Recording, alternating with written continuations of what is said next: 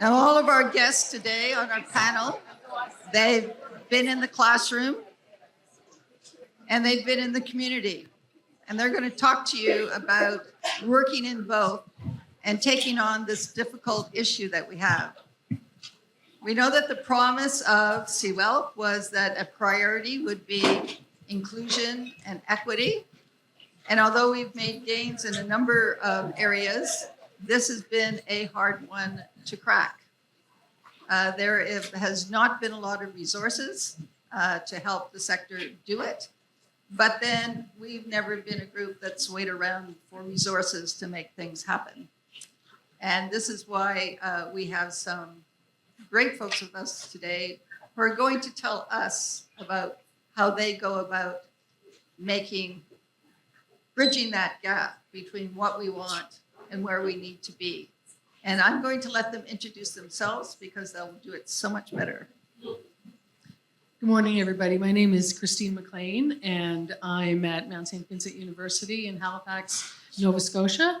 I don't know if can you hear me all the way up there? Yep. Yeah.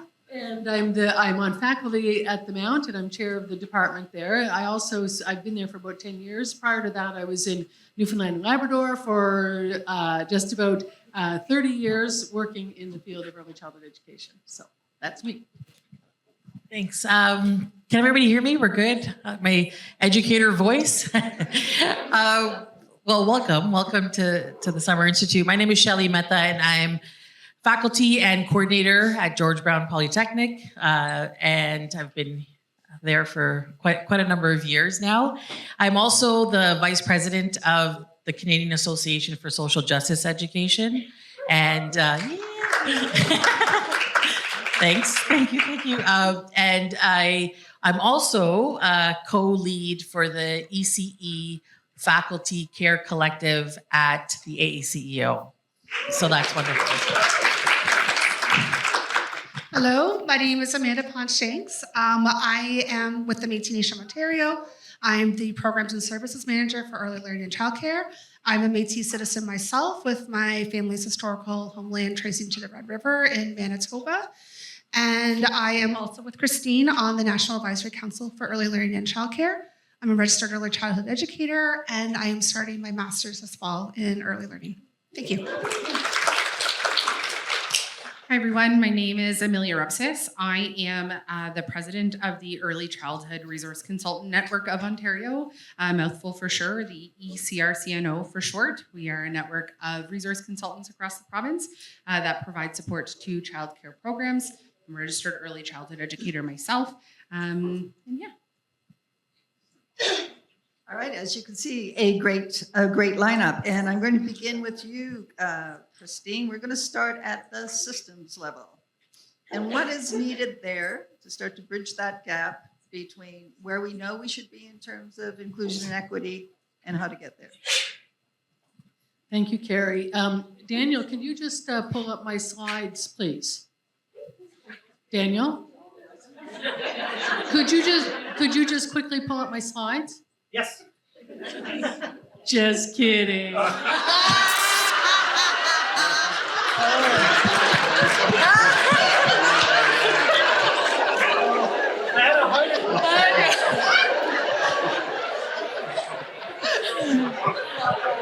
double checked with Carrie ahead of time. There you go. Got no slides. Got no slides. Okay. Okay, what an unruly bunch. Pulling yourself back together again. Okay, so when we're talking about a systems level for inclusion, I like to think of things in terms of the people, places, policies, and programs when we're talking about systems. So, I'm going to mash all of those together, though, when I'm talking about it. Because when we're talking about people, of course, we're talking about early childhood educators, we're talking about policymakers, we're talking about families, we're talking about children, we're talking about the community. And so, but most importantly, I think for the purposes of today, we are talking about early childhood educators and the important role they play when it comes to promoting inclusion. So when we think about where inclusion starts and where it begins, it's with relationships, right? It's all about relationships. And so, and this is an expectation that we're placing on early childhood educators. And, you know, a big part of what they do, and a lot of times a big reason why they went into the role that they went into. But how do systems support that? We know that in order to have early childhood educators who are able to do this, and some of the panelists, and we're talking about this morning already, is that they need to have time to do this, right? And CWELC is developing operational funding formulas across the country now. And I wonder how much, and we question how much, of the operational funding formulas are taking into account the time that is needed to build relationships and to do inclusion right. You know, the time off the floor, the hours spent on designing intentional pedagogy, reflective practice and praxis with colleagues, the meeting with parents and family members, you know, having those conversations that we were talking about earlier, mentoring and supporting new colleagues and ECE students in practicum placements, having appropriate working conditions, having a place to go for lunch, you know, having a place besides your car in the parking lot. Having regular breaks off the floor, having pension and benefits, having competitive wages that are representative of the work, the level of responsibility, and the level of training, and then the costs of, you know, of inclusion in terms of personnel, environment, materials, and so on. So when we're talking about systems, we're seeing if we truly want an inclusive system, we want to be able to support it at that very basic level. You know, recognizing what that cost is, and I fear that that's not always happening. Another part of building this system is having a closer look at provincial and territorial regulations. Right now, our regulations really set a minimum standard of care, right? And so, you know, for example, in Nova Scotia, the maximum group size for 3-year-olds is 24 children. Whoever set that policy never spent the afternoon with 24 3-year-olds, right? So I'm going to put this out here. You know, it's easy enough to say, harder to do, but I think we need to start saying it. We need to manifest it, or I'll cite the source of the Baroness von Sketch ladies, if anybody watches them. We're going to manifest it. But we need to look at ratios and group sizes. You know, are they really what's appropriate? And they vary greatly across the country. But are they what's appropriate to have proper inclusive environments? We have to look at what do inclusion supports look like? What do they cost? What do they look like? We need to look at our space requirements, right? Indoors and outdoors. So again, imagine those 24 3-year-olds in a space that they're spending, you know, 8, 9, 10 hours a day in with the, you know, the 3 adults plus whoever else is in the room. You know, we need to really be looking at that. Are there staff rooms in each of our programs? How can, you know, in each of our program spaces, how can we expect early childhood educators who cannot get some time, some downtime, you know, in a space that's comfortable? That should be part of requirements, you know, for all of our programs. Looking at the physical design over all of our programs, universal designs for learning, easy access to bathrooms, easy access to outdoors. So, you know, just coming from a really basic level, I know my colleagues on the panel will probably get a little bit deeper in this, but, you know, we're looking at those types of the people and the policies, even looking at our center policies. You know, what policies do we have in place in the Early Learning and Childcare Center?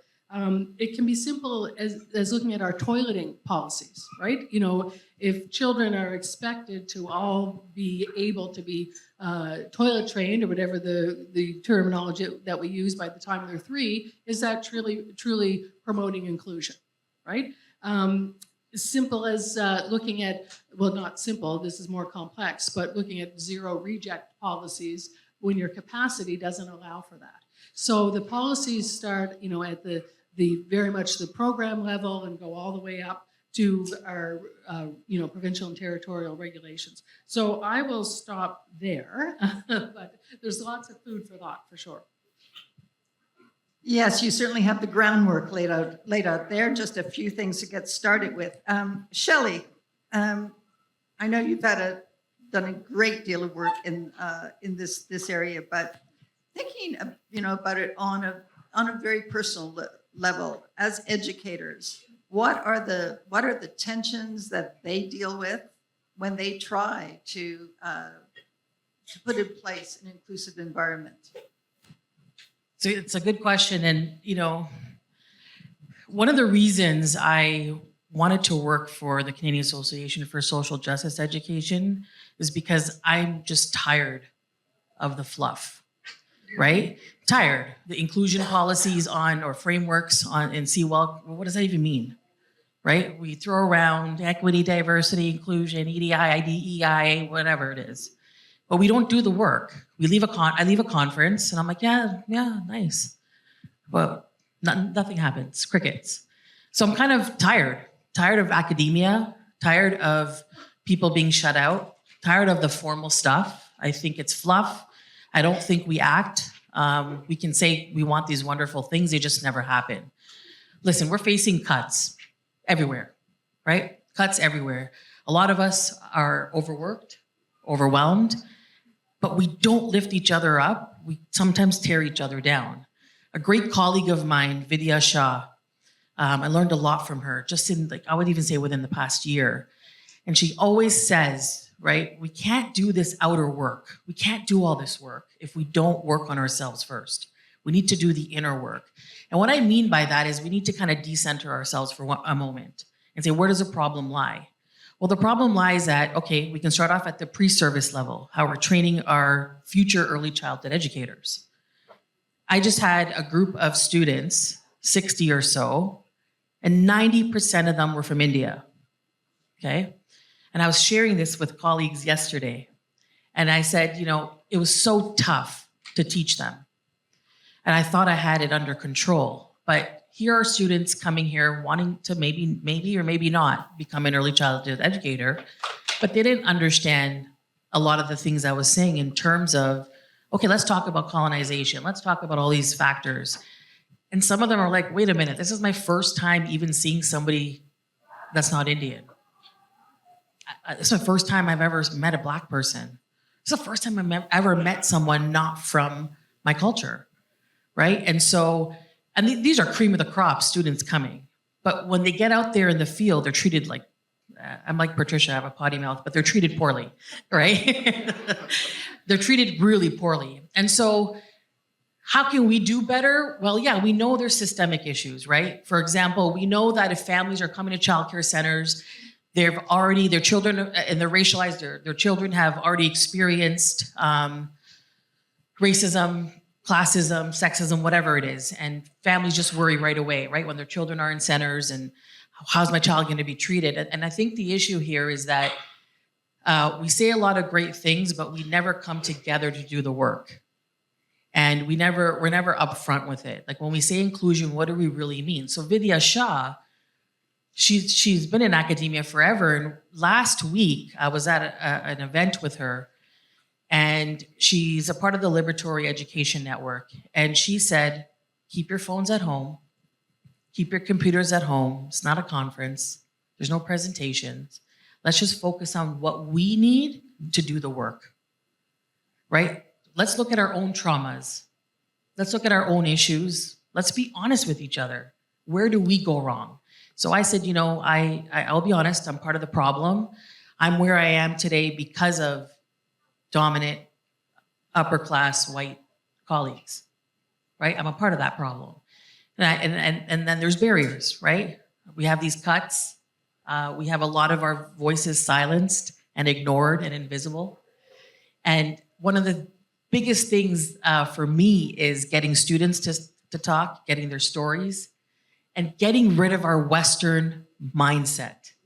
We are so ingrained in it, it's disgusting, right? Even this room, it's a colonial room, colonial setup, right? I hate it, right? I wish we were all in a circle, right? Talking, having a conversation. But this is some of the things that Vidya does, right? She brings scholars and tells them, forget your scholarship, forget that, forget it all. How can we kind of work together? So bringing it back to relations, right? Because we're all about individualism. Who has the most this? Who can do this? Oh, you have presentations, you have publications, who cares? cares, right? It's all about how can we kind of push the boundaries and cause the ruckus, as I always say. And the way is to resist and speak up. I used to be very quiet. When I even first started at George Brown, I was quiet. I was young, I was quiet, I was like, eh. And then after, slowly, surely, I was like, okay, this is wrong. This is wrong. I'm silencing myself, right? And so one of the things I do is even like, Rob's here, but even just the resources we use, right? How does learning happen? They'll never fully have a full outright racism policy. It's crap. It's crap. It needs reformation, reconceptualization, whatever you want to call it. And I love that other people have mentioned, tell me if I'm going too long, other people have mentioned we need to hear from families. Well, what does that look like? What are you going to do? How? Right? How are we going to hear from families? And that's what I say to my students. How are we going to listen to families? What are we going to do? How are we going to implement what they fear, right? The next thing I want to say is that educators are scared. They're scared to call out racism. They're scared to intervene. Janelle, I'm sure, is going to talk a lot about this because I'm quoting her work. And they're scared, right? When I talk to colleagues, they're like, I'm white. I don't know if I can say that. I'm like, yeah, you can, right? I did my master's thesis and my supervisor, who's amazing, was like, Shelly, I don't know about talking about race. I'm like, don't worry, I got you, right? I'll do it. I'll do the work. And, Shawnee laughs because Shawnee knows this, these are a lot of the prevalent issues and she's also doing that resistance work. So I think what we need to do is understand that as early childhood educators, as educators in general, we have to think about ourselves first. Like, what are my biases, right? Where am I going wrong? Why was it so tough to teach 90% of students from India who are my people? They're my people, right? Why was it so tough for me? And how can I figure that out? So we can talk about all these policies and frameworks and whatnot. I just feel like they're all fluff. And I'm kind of tired of it. And that's what I was saying to Carrie. I'm just tired of looking at the same things. I think we need real change. And the only way that matters or we can do it is if we're just sitting and talking about it in a more relational way. Forget the individualism, forget the dominant patriarchal capitalistic way of being, right? Let's just sit down as humans. Who cares about titles and all that other crap? It's all about us sitting together saying, what do you need? How can we do this work together? And like I said, Vidya Shah, who's like I said, I look up to her. And she really did this work, and we were there, and I didn't look at my phone really and just take one picture. I asked her for permission, but we were just there for the day saying, what do you want to talk about? And some of us talked about things like grief, right? Or what the pandemic did to us. Or we talked about things like, where do you want to be? What's holding you back? And what's your own personal lived traumas? We don't talk about that, even with students, even with our colleagues. So I think what we need to do is be a little bit more frank, upfront, and blunt to know that. I'll stop now. We constantly say PD. We need PD. You can't go to one workshop and your EDI, you're ready. It's lifelong work. You'll never be ready. Never. You'll never have all the answers. Neither will I. And you need to have that kind of humility to know it's lifelong work, constant work. You'll make mistakes, you'll mess up. I tell my students that all the time. It's all right. Like, forget the cancel culture. Let's just go forward, move on, learn from your mistakes, and ask the questions. If you're scared, ask somebody, right? In my community, they're so blunt, right? My mom or like my aunt and uncle will be like, oh, you got so fat, or they're blunt, right? It's like, yeah, no shit, Sherlock, thanks. But they're blunt, so we need to be blunt, right? I'm taking what my ancestors or my culture is like and bringing that forward here today. I'll stop.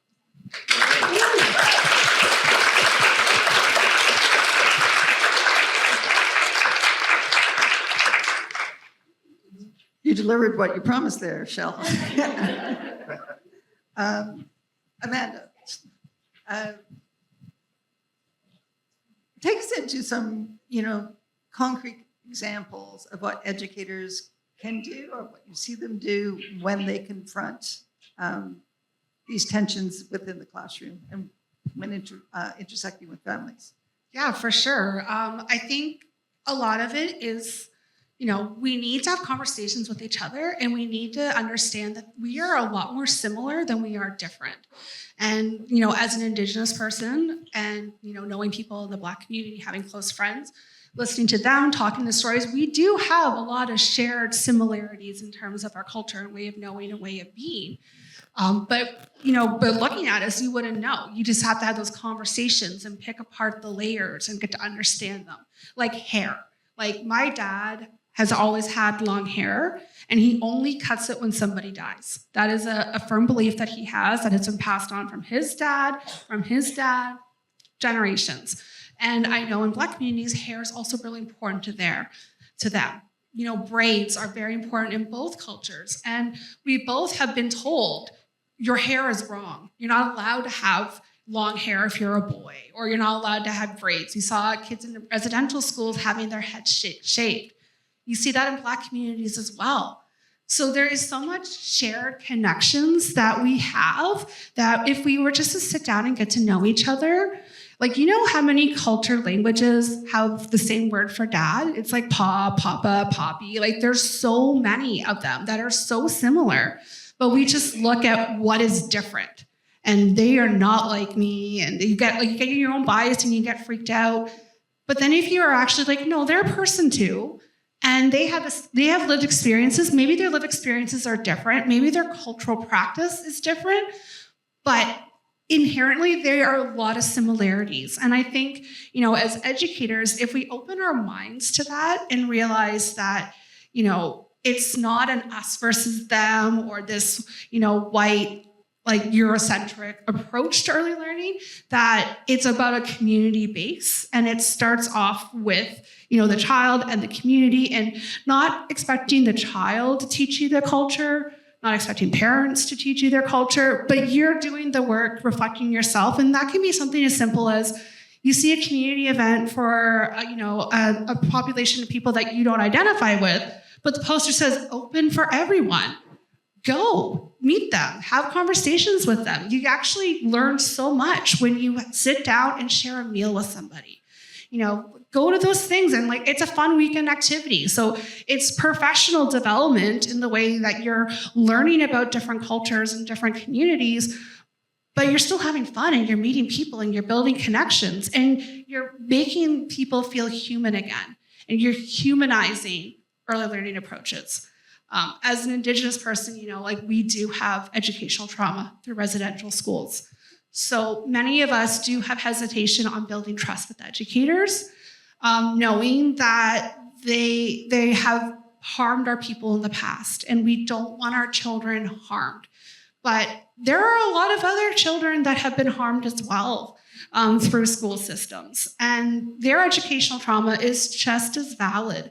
So what can we do to look and assess that educational trauma, and how can we as frontline educators help break that trauma? And that is looking and building common ground and looking at a child not because of their nationality, what country they come from, but looking at them as a child just as you were a child at one time, and trying to do everything that you can to support them as you would want somebody to support you, knowing the harm that you maybe experienced as a younger one through the education system.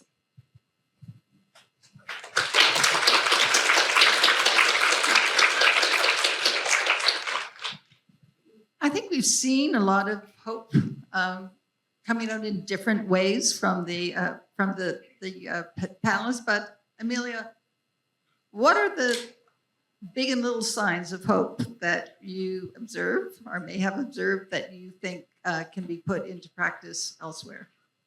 Absolutely.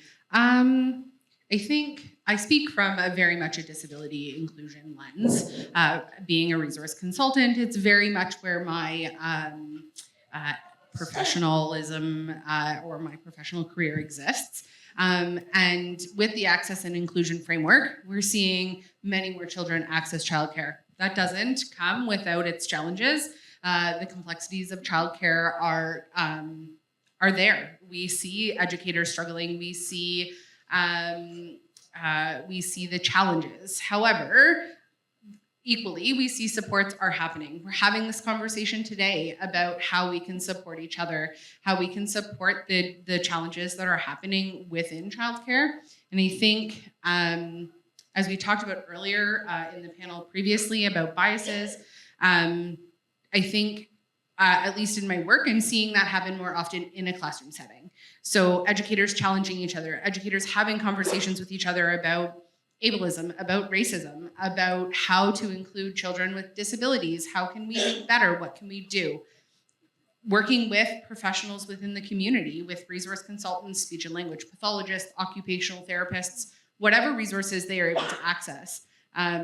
Unfortunate that they don't always get that during work time. It's sometimes out of work time, but they're doing it and we're doing it together. And that's helping break down some of those barriers that families and children are seeing within childcare programs. I think we can learn from the examples here shared today that we need to continue the conversation. It's not okay just to have the conversation within these doors or within this room and then leave it at that. We need to outreach. We need to work together with the Métis Nation Ontario, with the social justice system. We need to talk to the ACEO, the OCBCC. We need to put in a commentary on the CCYA regulations. Anybody can do that, and have our voice there. And have that opportunity to share and mobilize together so that meaningful change and sustainable change happens. So not to put you on the spot here, but in past conversations that we've had, you revealed that a number of your members who were working in classrooms no longer do. Yes. Now that seems to be a big step back for equality. Yeah, I would say one of the pieces that is missing in Canada-wide early learning, especially in Ontario, special needs resourcing is not included in CWELC. The resource consultants are not included in that. There is funding for special needs resourcing, but it's separate to that. So the wage floor doesn't exist, the professional development dollars, those kind of things kind of look a little bit different. And so you do see, I would say you do see people leaving. You do see people, resource consultants, those people that are trained to support leaving the field. Maybe they're going back to the classroom, and that would be wonderful. But we do see educators leaving because they don't feel supported. They don't feel in a resource consultant role. For anybody who doesn't know, we are often mentors and co-collaborators in childcare centers to support children with disabilities. But when you are going into a program where you don't have the time, the resources, the educators don't have the time and the resources to have that conversation with you, to support that individual, it's taxing. It is, and I feel it on the educator front as well. Empathy strain or compassion fatigue is real, and we're seeing that, and that is causing a shift a little bit in, I would say, in resource consultation. At least we're seeing an aging population or people who have been in the field for many, many years leaving. And now we're getting new ECs, which is wonderful. New, fresh ideas are what we need, but also that experience isn't always there. That understanding of what's happening, jumping from an EC program into a resource consultant program, into a resource consultant role. I know earlier we talked about training for supervisors. I think it's very same for resource consultants in that way of mentoring and coaching. I don't think resource consultants are necessarily experts, but they need to be able to have that conversation. I think we all need to be able to have that conversation as early childhood educators, not just as somebody with additional education. We all need to be able to have those conversations to coach and mentor and support one another in respectful, meaningful ways.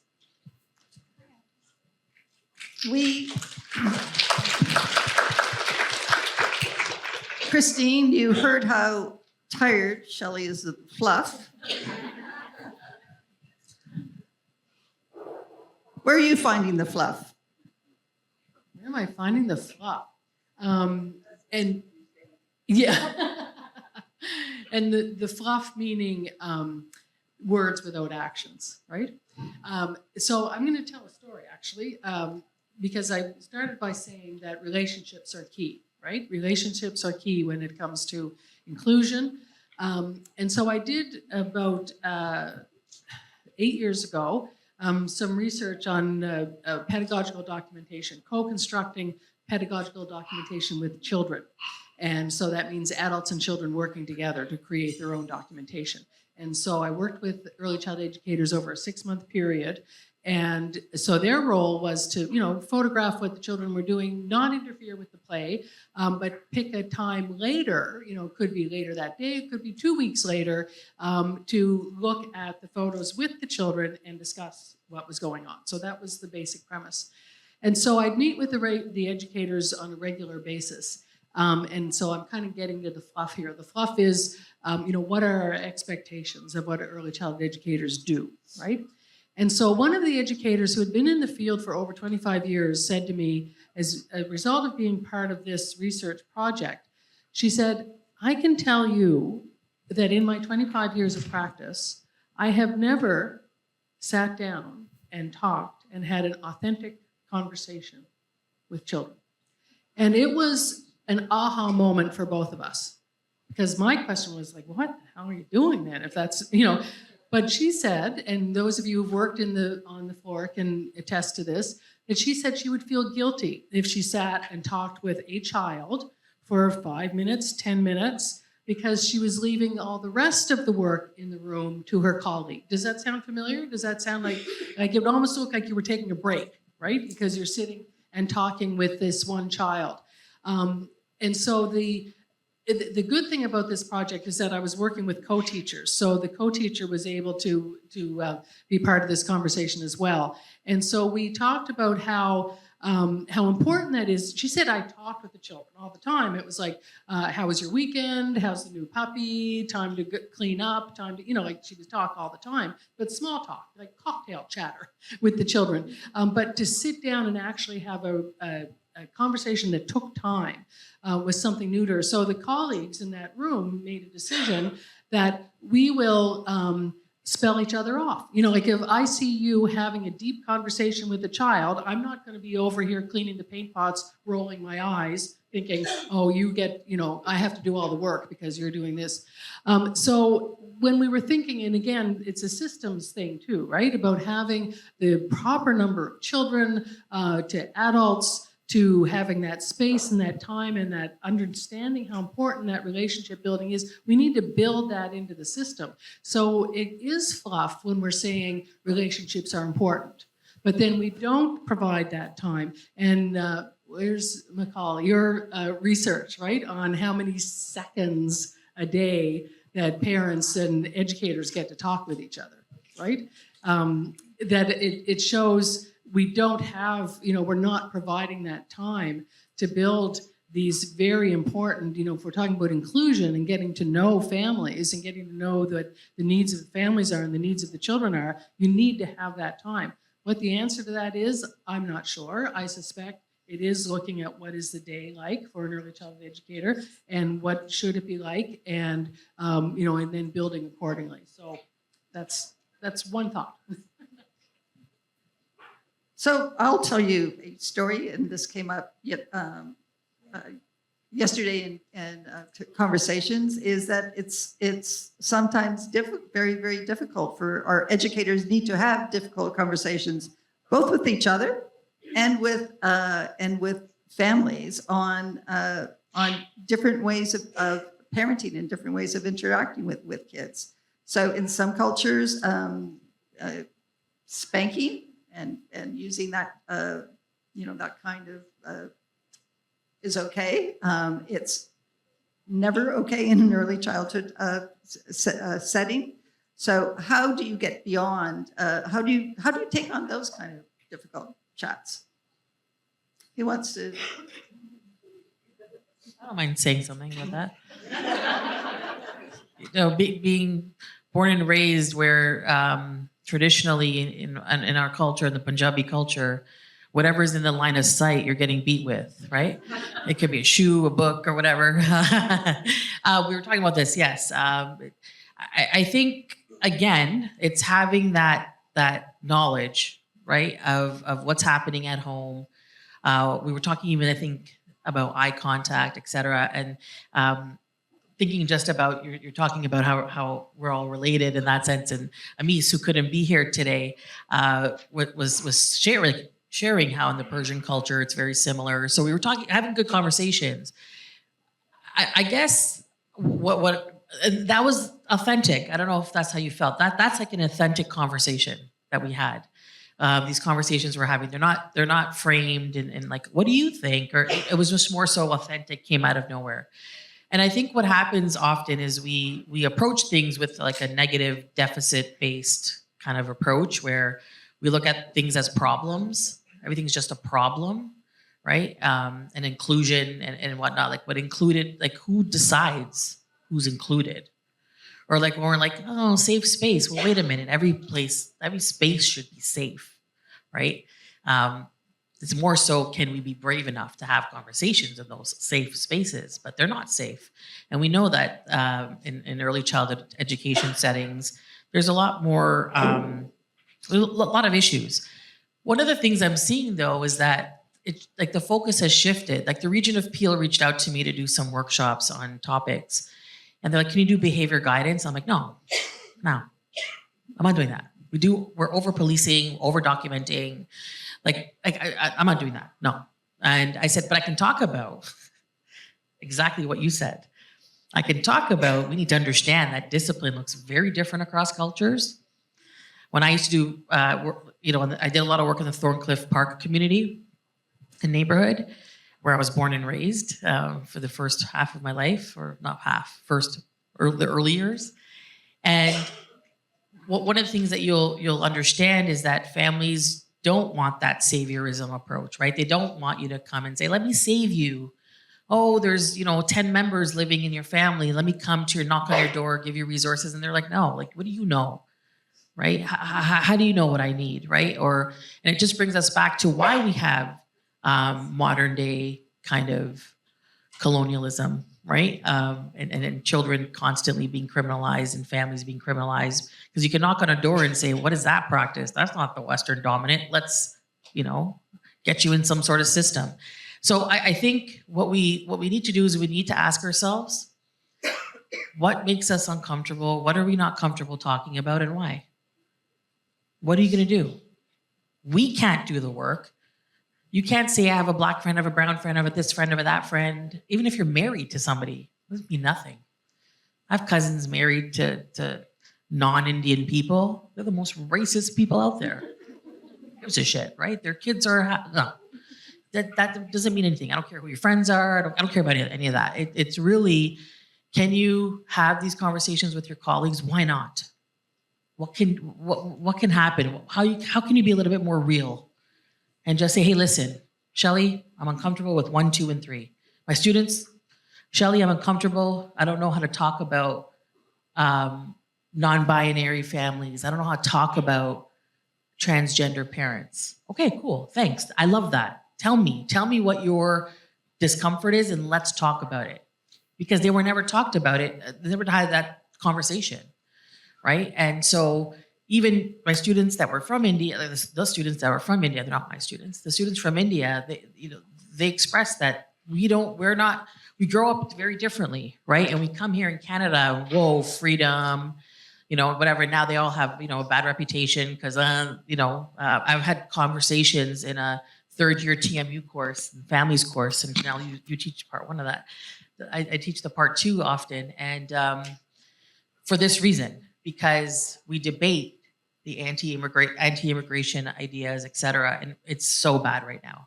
But then, it was bad during COVID too, and xenophobia. There's so many patterns. So I think not a lot has changed, and I don't mean to be a Debbie Downer, or it's not even a good phrase, sorry.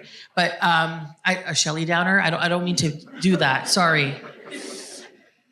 But we make mistakes, who cares? But I think what we need to do is just ask each other, what can we do to be less uncomfortable? And if you want to have uncomfortable conversations, let's do it. Who cares? Let's start some uncomfortable conversations, okay? Absolutely.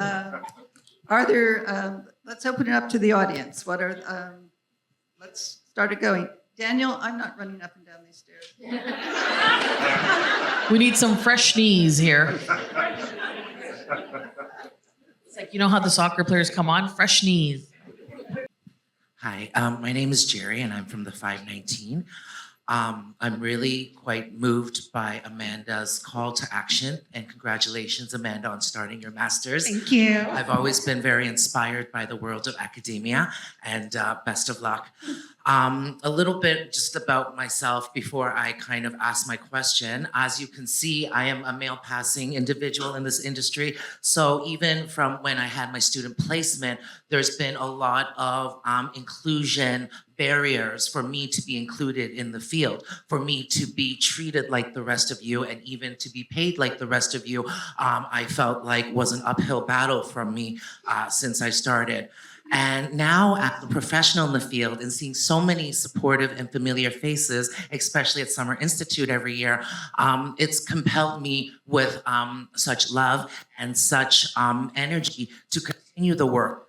However, as I continue my work, let's say through social media, I'm part of parent groups, but I'm not a parent. So again, I'm putting myself, forcing myself to be included in places that maybe I don't have 100% of the eligibility for. So as a Métis person, or as someone who is part of communities that need to build these sacred and safe places, how do I, as an ally, stay informed and yet not take up a space at the table that I might not belong at?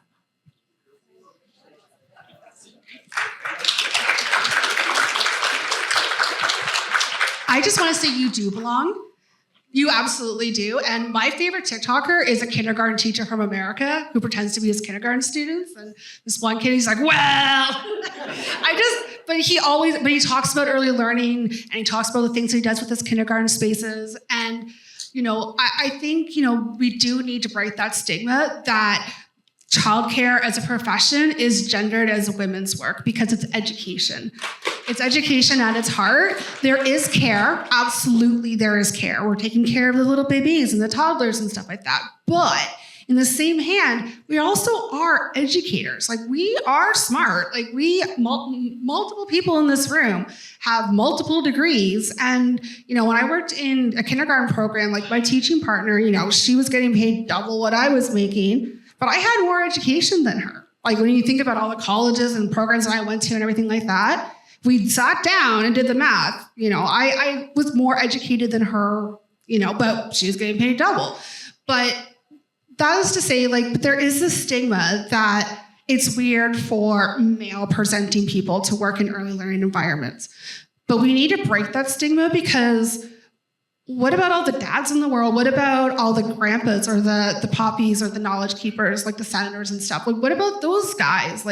They help inform a child's life as well. So for them not to be seen or reflected within the learning environment is kind of a detriment as well, because they're not seeing those positive role models, but they're also not being told, hey, I can do this when I grow up. I can be in this room with these kids, getting silly, making mud, having fun, and nobody's gonna make me feel less than. And I think we as, a sector, I don't wanna really go into gender debates and stuff like that, but I think we need to do a better job of lifting each other up and thinking why is it uncomfortable to have a male in the classroom? What makes you uncomfortable about that? And do you feel that way about your own parent or your grandparent or a trusted family friend? And if the answer is no, then you need to consider, where is this bias coming from? And what can you do to be better at it, knowing that your colleagues are feeling that they don't have a space and they want to leave, or they go get their teacher license and go work in higher education, but they're needed here. So I think we just need to assess our own biases in that way and know your space is welcome, and you are making more impact on kiddos than you do realize.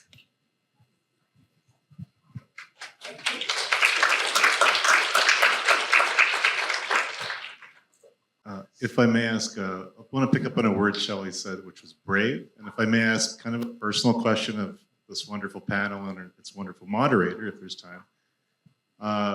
what or who helps you to be brave in the work on inclusion? Can you repeat that? Sorry. Yeah, what or who helps you to be brave in this work on inclusion?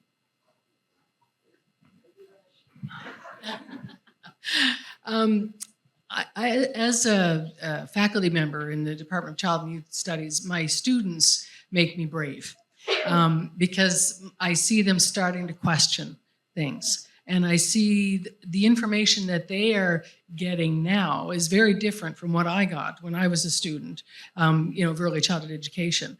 And so, like, if we're talking about, inclusion through a disabilities lens, for example, I know that our students are looking at more of a social model of inclusion rather than a medical model of inclusion. And they're seeing that children are not problems to be fixed. Right, and that that they see disability as diversity and not as a deficit model, and so they school me in that, right, and so I get great hope out of seeing what the conversations that my students are having and the difficult conversations, the uncomfortable conversations, and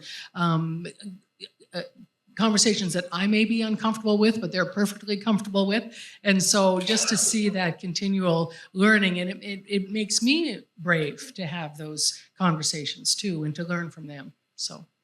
I would say what makes me brave is knowing my grandpa only had a grade 3 education. And that was for a lot of many different reasons. And, he still really encouraged education in myself and my family. Knowing that that was my history and that was my past, and knowing that I can be in a position where I can make it better for children really is what makes me brave, because at the end of the day, I'm fighting for the kids. I'm fighting for a better system for everybody, not just what makes right for me, but what makes it right for everybody. And also, like, what makes me brave is my colleagues. Like, I have some amazing people that I work with that we live outside of the realm of, like, we saw that system and I was like, where's the Indigenous governments? We're not on that map. Like, no offense, but like, I was like, hey, like, we're left out again. Like, that's kind of our narrative, where Indigenous government is often seen as a wayside, or like, you guys will figure it out yourselves. Or, like, we're never really in the room. And if we're in the room, it's to check a box saying, oh, we did reconciliation, we did it. But there's no real, like, there's truth and then there's reconciliation, and it doesn't end, right? So, we need to acknowledge what happened, but we do need to move forward. And reconciliation isn't just saying, hey, there's a land acknowledgement, we did our job. It's no, we need to make sure that we are honoring and respecting our communities. And that is by not just checking off a box to make sure that we're in the room. It's we're there from the beginning because we should be there and we're considered. And it's kind of difficult because when you look at that map that was up earlier, the way that the funding works, there is Indigenous funding through CWALC, but it doesn't go to every Indigenous child. If I'm a Métis person and I'm living in Nova Scotia and Christine's my neighbor, I get no Indigenous funding or support because there's nothing out there. I might be a rights-bearing Section 35 Métis citizen, but if my child needs access to childcare, I have to rely on the provincial system. And then the provincial system's like, we're gonna do what we can to fund them, but there's a small pocket and they just check off boxes, but they don't necessarily really, they just assume that because there's IELCC that that's being taken care of. And there's a lot of like First Nations children who live in urban areas that live outside of their home communities where their reserves are, where the ILCC funding is funded into, that get no community supports. So then you see, so I think of those things and I'm like, I need to be brave because there's so many kids out there that are not getting the right equitable support. And there's so many families that can't access what is an inherited right of ours. And I gotta make that right.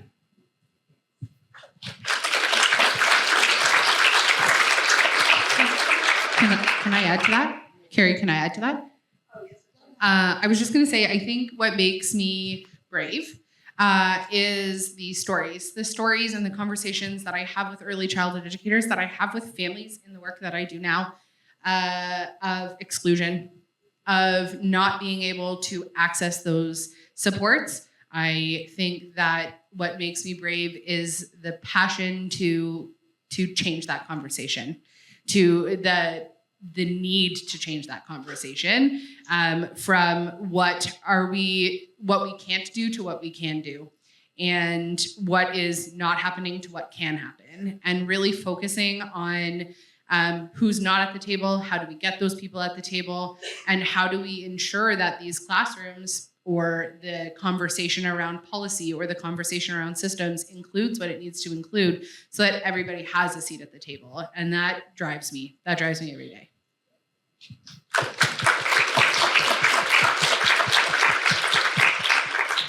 So my takeaway from this panel is that we do need the structure to make inclusion and equity happen, but it doesn't come in, say, there is a financial line for inclusion or a financial line for equity, that it has to be baked into everything that we are doing at the systems level, and it has to be baked into everything that we're doing in our interpersonal relationships with one another, with the families that we work with, and most of all, with the children that we serve. And you'll have an opportunity to continue these conversations with Amanda. She and her organization have a table out there, as well as Learn Through Play that has some excellent resources, and the Albilio group from Quebec, who offer a wide range of information and training materials in both English and French. And I'm going to let you on that line get out 2 minutes early.